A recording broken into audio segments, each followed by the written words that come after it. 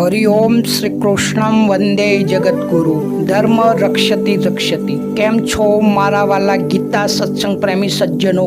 આપણે ગીતા જ્ઞાન ગંગા ચેનલમાં આપ સૌનું હાર્દિક સ્વાગત છે। મિત્રો, હવેથી આપણે શ્રીમદ ભગવદ્ ગીતાનો સત્સંગ નીચેની 7 સ્ટેપ પદ્ધતિ મુજબ સરળ ગુજરાતી ભાષામાં કરીશું। પહેલું, ગીતાના શ્લોકનું ગાન।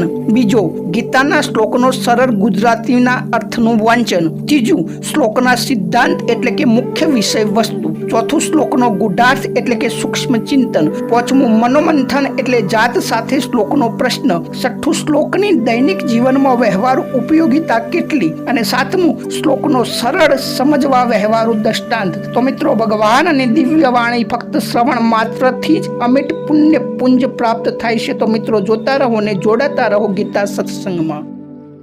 મિત્રો, આજે આ વિશ્વરૂપ દર્શનના પ્રવાસમાં અર્જુનની સાથે આગળ વધીએ।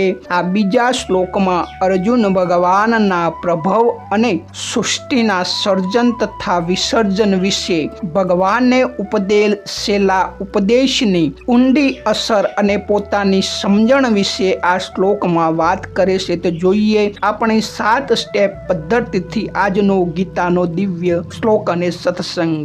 ભાવાપ્યયો હિ ભૂતાનાં સુતો વિસ્તરશો મયા ત્વત્વા કમલપત્રાક્ષ મહાત્મયોપી ચાક્ષયમ। મિત્રો, સરળ અર્થ જોઈએ કે હે કમળની પોદળી જેવા ઓખોવાળા કૃષ્ણ, મેં પ્રાણીઓની ઉત્પત્તિ એટલે કે ભવ અને પ્રલય એટલે કે અપવ્યય વિશે આપની પાસેથી વિસ્તારપૂર્વક સાંભળ્યું છે અને આપના અવિનાશી એટલે કે અક્ષય મહિમાને પણ જાણ્યો છે। તો મિત્રો, આગળનો પોઈન્ટ જોઈએ મુખ્ય વિષય વસ્તુ સિદ્ધાંત। અર્જુન અહીં ભગવાનને કમલપત્રાક્ષ કહી સંબોધે છે, જેનો અર્થ છે કે જેની ઓખો કમળ જેવી કોમળ અને સુંદર છે। અર્જુન કહે છે કે હે પ્રભુ, આપે જે પણ કહ્યું કે સૃષ્ટિ તમારામાંથી જ જન્મે છે અને તમારામાં જ લઈ પામે છે, તે મેં પૂરી શ્રદ્ધાથી સ્વીકારી લીધું છે। તેમાં મને કોઈ જ શંકા નથી।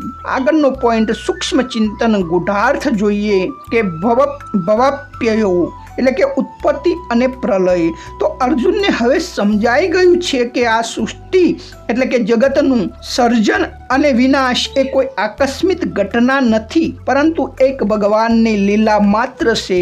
અક્ષયમ મહાત્મય, તો ભગવાનનો મહિમા ક્યારેય ખૂટતો નથી। ભલે જગતની ઉત્પત્તિ થાય કે નાશ પામે, પરંતુ ઈશ્વરીય સામર્થ્ય હંમેશા અક્ષય એટલે કે કાયમી રહેશે। આગળનો પોઈન્ટ મનોમંથન કે શ્લોકનો જાત સાથે પ્રશ્ન કે જ્યારે અર્જુન ભગવાનને કમલ પત્રાક્ષ કહ્યા ત્યારે તે ભગવાનની સૌમ્ય અને સુંદર રૂપની સ્તુતિ કરે છે, પણ હવે પછીના શ્લોકમાં તે ભગવાનના એક એવા રૂપની માગણી કરશે જે અત્યંત ભયાનક અને વિશાળ હશે। તો શું આપણે પણ ભગવાનના સુંદર રૂપની સાથે સાથે તેમના વિરાટ અને ક્યારેક ડરામણા લાગતા એટલે કે કાળ સ્વરૂપને સ્વીકારવા તૈયાર છીએ? મિત્રો, આગળનો પોઈન્ટ જોઈએ શ્લોકની વ્યવહારુ ઉપયોગિતા। તો આ શ્લોકમાં આપણને શ્રવણ ભક્તિનું મહાત્મ બતાવે છે કે અર્જુન કહે છે કે શ્રતો એટલે કે મેં સાંભળ્યું।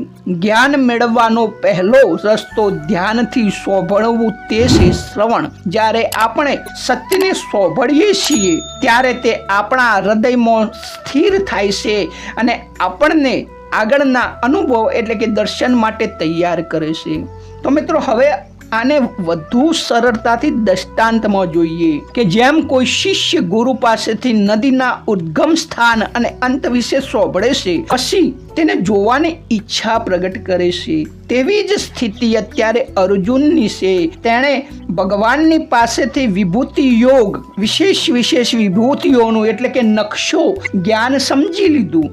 હવે તે પ્રત્યક્ષ તે ભૂમિના દર્શન કરવા માંગે છે, એટલે કે પ્રત્યક્ષ સગળી વિભૂતિઓના દર્શન કરવા માંગે છે। તો મારા વાલા મિત્રો, હવે આ વિષય અત્યંત રસપ્રદ થવા જઈ રહ્યો છે કે શ્લોક 3માં અર્જુન ભગવાનને તે ઐતિહાસિક વિનંતી કરશે કે જે ભૂતો ન ભવિષ્યતી, જે વિશ્વરૂપ વિરાટ રૂપ 11મો અધ્યાય છે તે ભગવાનને તેમનું ઐશ્વર્ય રૂપ જે ઋષિ મુનિઓ અને દેવતાઓને પણ દુર્લભ છે તે રૂપ બતાવવા વિનંતી કરશે.